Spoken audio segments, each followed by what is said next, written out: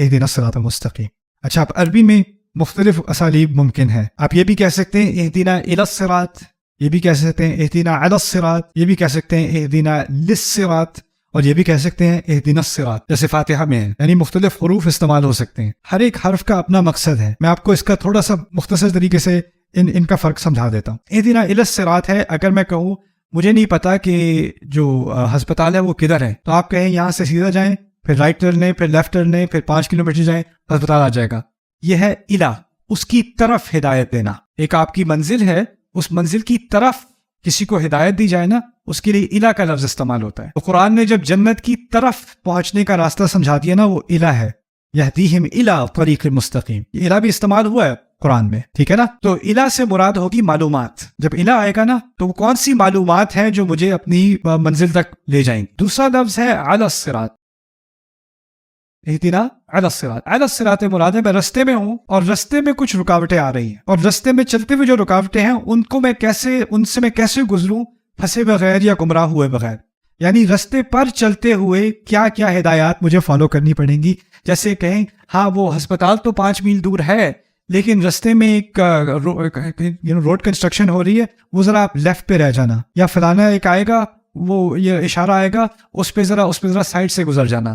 یہ کیا ہے؟ اہدنا علی الصراط، اہدنا علی الصراط. یہ دوسرا ہے. تیسرا کیا ہے؟ اہدنا للصراط، اہدنا للصراط. لام استعمال ہوتا ہے، لام حرف الغایہ اس کو عربی میں کہتے ہیں، آخر تک پہنچانے کے لیے. یعنی میں کسی سے کہوں کہ سر آپ نے ہسپتال کی ڈائریکشنز تو بہت اچھی دے دی، مہربانی کر کے آپ میرے ساتھ اگر گاڑی میں بیٹھ جائیں نا اور مجھے وہاں تک پہنچا دیں، آپ مجھے وہاں تک پہنچا دیں، یا آپ میرے ساتھ فون پر رہیں جب تک میں پہنچ نہیں جاتا. تو کیا کیا؟ جو انسان آپ کے ساتھ سارا رستہ رہے جب تک آپ منزل تک پہنچ نہ جائیں، اس نے کیا کیا؟ اہدنا للصراط، ہمیں آخری منزل تک پہنچنے تک ہمارے ساتھ ہمیں گائیڈ کرتے رہیں، ہمارے ساتھ ہی رہیں. ہم قرآن میں کہتے ہیں الحمدللہ الذی ہدانا لہذا وما كنا لنهتدی لولا ان ہدانا اللہ. جنت کے بارے میں کہا جاتا ہے جنت پہ پہنچنے کے بعد اہل ایمان کہیں گے اللہ ہمیں ان سب میں سے بنائے. وہ ہم کہیں گے اللہ تعالیٰ کے لیے حمد ہے جس نے ہمیں یہاں تک ہدایت دی. الحمدللہ الذی ہدانا لہذا، لام استعمال ہوا ہے. کیوں؟ کیونکہ اشارہ اس بات کی طرف کیا جا رہا ہے اللہ تعالیٰ ہمارے ساتھ پورا رستہ تھا یہاں تک پہنچائے، یہاں پہنچانے تک. یہ ہے لی. اچھا، فاتحہ میں نہ اہدنا الی الصراط المستقیم ہے، نہ اہدنا علی الصراط المستقیم ہے، نہ اہدنا للصراط المستقیم ہے،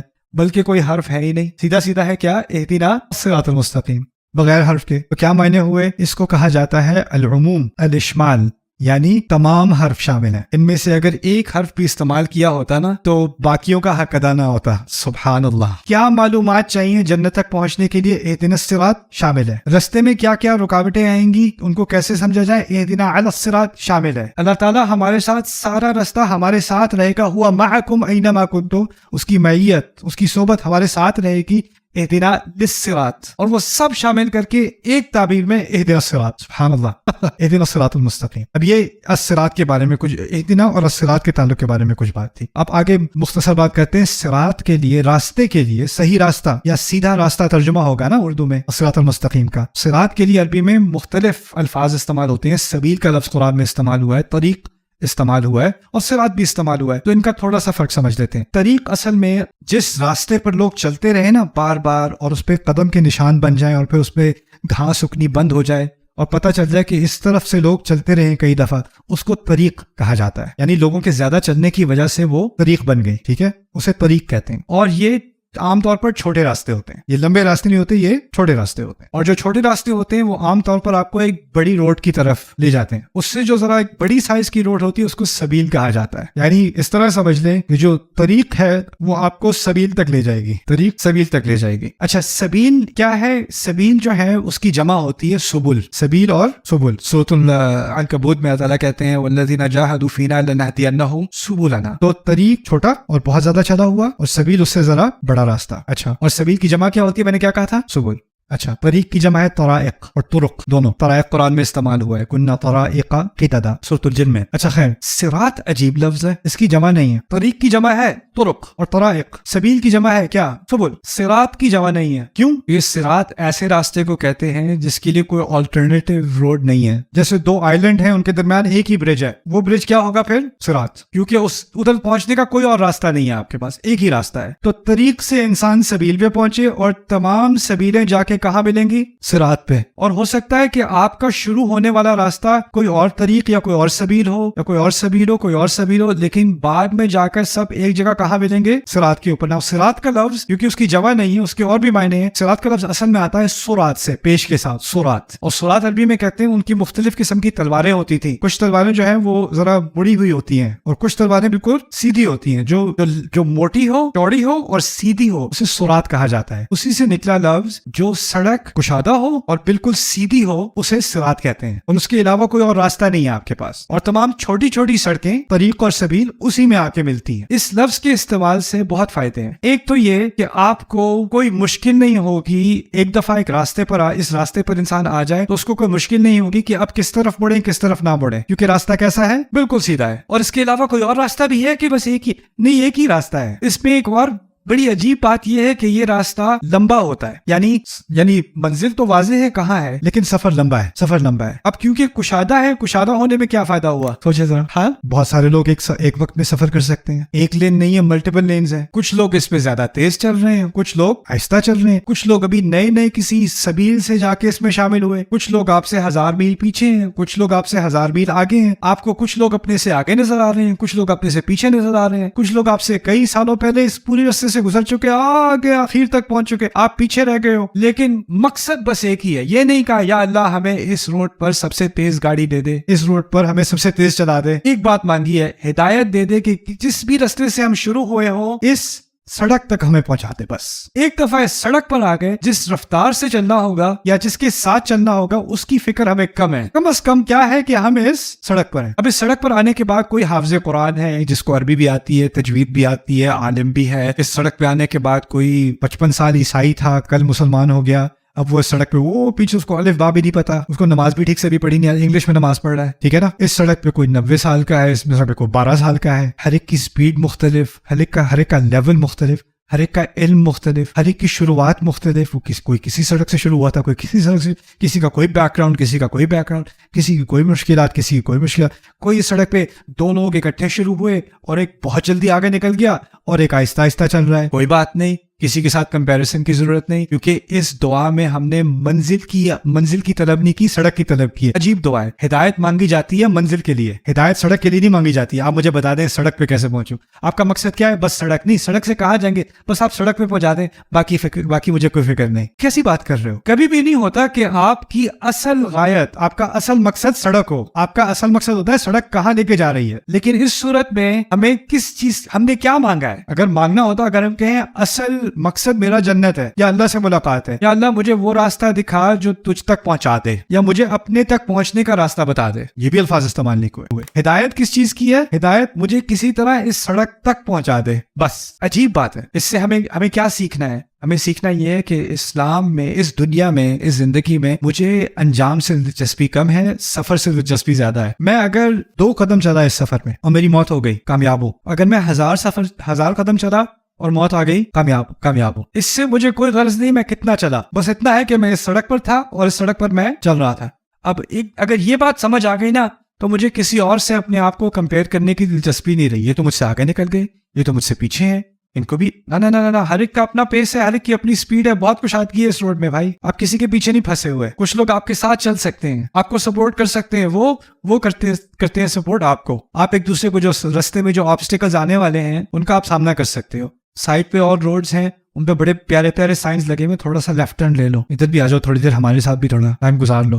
اور آپ کا دوست آپ کو کھینچے گا، نہیں چلتے رہو یار، بہت تھک گئے، ایگزٹ تو لے لیں تو یار، تھوڑا سا بس اس ویکینڈ ایگزٹ لے لیں، اس کے بعد تکونوا من بعدہ قوما صالحین، اس کے بعد 6 ہو جائیں گے. چلتے رہو ساتھ. جو ساتھ ہوگا نا وہ آپ کو سپورٹ کرے گا، آپ کو سیدھا چلاتا چلا جائے گا. یہ بہت خوبصورت ہدایات ہیں اہدنا الصراط المستقیم میں. لیکن اس میں صرف بس ایک چیز رہ گئی، اور وہ یہ ہے کہ اگر صراط خود ہی سے ڈکشنری کے اعتبار سے سیدھی ہے تو پھر مستقیم کا کیا فائدہ؟ اگر اہدنا الصراط کہا ہوتا تو سیدھا راستہ پہلے ہی تھا، اور مستقیم سے اس کے سیدھے ہونے میں اضافہ نہیں ہوا. مستقیم اصل میں کہا جاتا ہے عربی میں استقامہ سے، قامہ سے نکلا ہے، جو قیام سے متعلق ہے. قیام کس چیز کو کہتے ہیں؟ کھڑے ہونے کو. مستقیم ہے جو وزنوا بالقسطاس المستقیم، جو اسکیل ہوتا ہے نا، میزان جس سے سودا وغیرہ وے کیا جاتا ہے، اس کو کھڑا کیا جاتا ہے نا، سیدھا کھڑا کرنا. مستقیم ہے جو راستہ اوپر کی طرف جا رہا ہے، مستقیم اوپر کی طرف ہوتا ہے. تو یہ سڑک سیدھی بھی ہے، کشادہ بھی ہے، اور جتنا آپ اس پہ چلو گے آپ کی اونچائی بڑھ رہی ہے. یہ بھی ایک اس میں استعارہ ہے, اس میں ایک مثال دی جا رہی ہے, آپ اونچائی کی طرف جا رہے ہو. یرفع اللہ الذین آمنوا منکم والذین اوتوا العلم درجات. اللہ تعالیٰ آپ میں سے جن کا علم ہے اور جو اہل ایمان ہیں اور جن کو علم دیا گیا ان کے درجات کو اونچا کرتا رہے گا. آپ کے درجے جتنا آپ اس راستے پہ چل رہے ہو آپ کیا کر رہے ہو, آپ اونچے ہو رہے ہو. آپ اس مثال کو سمجھو, جتنا میں اونچا جا رہا ہوں پیچھے کیا رہ گیا, دنیا. اور دنیا والے لوگ جو اس رستے پہ چلنا نہیں چاہتے نا, ان سے میری دوری ہوتی چلی جا رہی ہے, کیونکہ میں اس رستے پہ چل رہا ہوں اور وہ لوگ ابھی زمین پر ہیں اور میں ایک طرح سے میرا ان سے فاصلہ بڑھتا چلا جا رہا ہے. ٹھیک ہے نا. تو ہوتا کیا ہے کہ جب آپ اس راستے پہ چلتے ہو نا تو آپ کی کمپنی میں تھوڑا فرق آنا شروع ہو جاتا ہے. آپ کی سوسائٹی میں ایسے لوگ ہوتے ہیں جن جب بھی آپ ملتے ہو آپ نے بات کرنی ہوتی ہے فیشن کے اوپر, گاڑیوں کے اوپر, اکانومی کے اوپر, پالیٹکس کے اوپر, موویز کے اوپر, میوزک کے اوپر. کچھ 7-8 ٹاپکس ہیں اسی کے, یا دوستوں کے بارے میں, یا فلانے کے انسٹاگرام کے بارے میں, یا فلانے کے ٹک ٹاک کے بارے میں, یا کسی کی غیبت, یا کس کی شادی اور کس کی منگنی اور کس کا کتنی. اب رسمیں کتنی ہیں, 15-16 ہے رسمیں, نہیں اب نمبرز انکریزنگ, مایو اینڈ پایو اینڈ شایو اینڈ تایو. I don't know, یہی باتیں ہونی ہیں بس. جب آپ اس راستے پہ چلنا شروع کرتے ہو وہ باتیں تو ہیں لیکن اس میں دلچسپی کم ہو جاتی ہے آپ کی. آپ کو ایک فاصلہ محسوس ہوتا ہے کہ اس کمپنی میں کچھ دل نہیں لگ رہا, کوئی یا اس میں کچھ مجھے لگ رہا ہے کہ یہ باتیں مجھے اس راستے سے کھینچ رہی ہیں, مجھے دوبارہ نیچے لے کے آ رہی ہیں.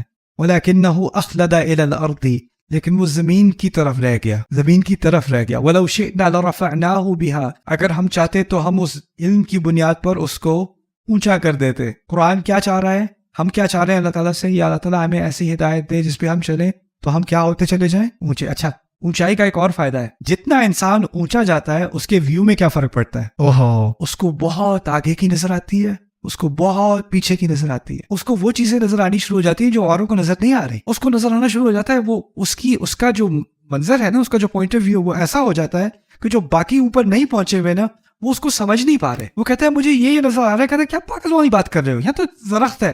نہیں, اس درخت کے پیچھے ایک بلڈنگ ہے, اس بلڈنگ کے پیچھے ایک دریا ہے, اس دریا کے پیچھے پہاڑ ہے. یار یہ ریسٹورینٹ ہے, بس آپ کو وہ باقی آگے کی چیز نظر ہی نہیں آ رہی اور پھر پیچھے کی چیز آپ کو نظر نہیں آ رہی. جس کا ویو اونچا نہ ہو اس کو صرف جو امیڈیٹلی اس کے سامنے ہے, فوری طور پہ اس کے سامنے ہے, اس کو وہ نظر آئے گا.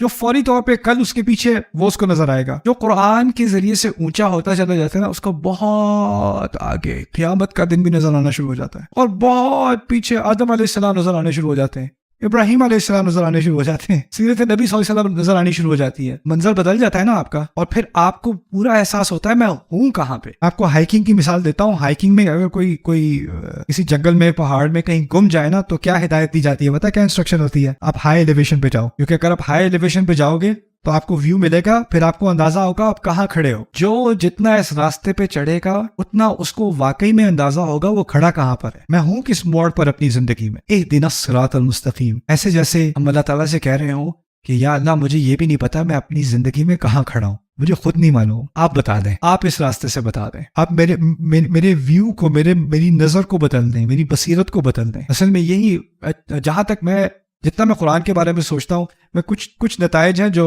دل میں کھپ جاتے ہیں, اور اس میں سے ایک بہت بڑا نتیجہ میرے اپنے لیے پرسنلی ذاتی طور پہ وہ یہ ہے کہ قرآن کے بنیادی مقاصد میں سے ہے کہ جس لینس سے میں دنیا کو دیکھتا ہوں نا وہ بدل جاتی ہے. اپنے آپ کو دیکھتا ہوں, اپنے تعلقات کو دیکھتا ہوں, دنیا کو دیکھتا ہوں, دوسروں کو دیکھتا ہوں, اس پہ اثر پڑ جاتا ہے. جس طرح آپ اگر اینک سن گلاسز پہنتے ہو, اس کا لال رنگ کا شیڈ ہو تو ساری چیزیں لال نظر آتی ہیں, بلو ہو تو ساری بلو نظر آتی ہیں, قرآن ہو تو ساری چیزیں قرآن کے لینس سے نظر آنی شروع ہو جاتی ہیں, آپ کا ایک ویو بدل جاتا ہے. اور یہی ایک بنیادی مقصد ہے قرآن کا کہ اگر وہ نظر آنا شروع ہو جائے تو سیدھا راستہ نظر آنا شروع ہو جاتا ہے, اور جو غلط راستے ہیں وہ نظر آنے شروع ہو جاتے ہیں دور سے ہی. اہدنا الصراط المستقیم. I think you guys will really enjoy this session. یہ سیشن اسپیشل.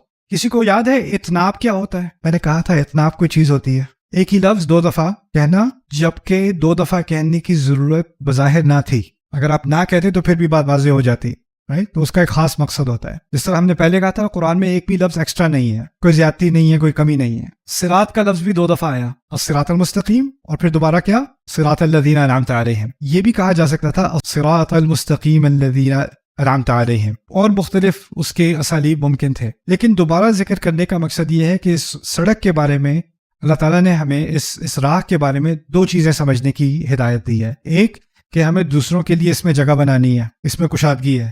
دوسرا, اس سڑک پر چلنے کے لیے اگر ہمیں کامیاب رہنا ہے تو ہمیں اپنے سے پیچھے دیکھنا پڑے گا. الذین انعمت علیہم ان لوگوں کا راستہ جن پر آپ نے پہلے سے ہی نعمت کی. نعمت کو بھی سمجھ لیں, اردو میں ہم نعمت تو استعمال کرتے ہیں لیکن نعمہ عربی میں نعومہ سے نکلتا ہے. نعومہ کہتے ہیں نرمی کو, آسانی کو, آرام کو. جانور جو آرام سے چلتے ہیں نا, جیسے بلی تیز چلتی ہے, کتا تیز چلتا ہے, لیکن گائے بھینس آرام سے چلتے ہیں, تو انہیں انعام کہا جاتا ہے کیونکہ وہ آرام سے چلتے ہیں. نعیم عربی میں کہتے ہیں کوئی چیز جو ہو وہ بہت نرم ہو. انعام سے مراد ہے اللہ تعالیٰ نے جس کے لیے آسانیاں پیدا کی, جس کے لیے چیز جو ہے وہ سہولت والی بنائی. صراط الذین انعمت علیہم میں اس بات کی طرف اشارہ ہے کہ اگر سفر بہت لمبا ہے اور سیدھا ہے تو اس کا مطلب ہے اور اوپر کی طرف جا رہا ہے. اور بائی دا وے جتنا سفر اوپر کی طرف جاتا ہے, جتنی روڈ میں ایلیویشن ہوتی ہے, اتنا مشکل ہوتا ہے اور تھکانے والا ہوتا ہے. تو جتنا انسان تھکے گا اتنا امکان ہے کہ وہ پھر آدھے راستے میں چھوڑ دے گا یا پیچھے کی طرف گر جائے گا. لیکن کچھ ایسے لوگ ہیں جن کے بارے میں اللہ تعالیٰ نے کہا, یا ہم نے پوچھا اللہ سے, یا اللہ کچھ لوگوں کے لیے آپ نے یہ مشکل راستہ بھی آسان بنا دیا, اس مشکل راستے میں بھی آپ نے آسانیاں پیدا کر دی, سہولتیں پیدا کر دی.